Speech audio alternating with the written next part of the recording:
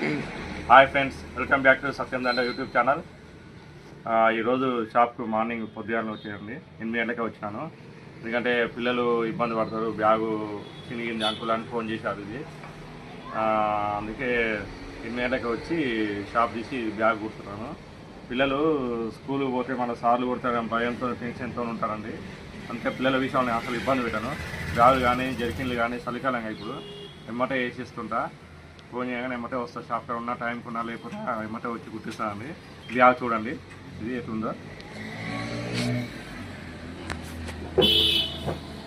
చూడు. ఇక మొత్తం చినిగింది ఇది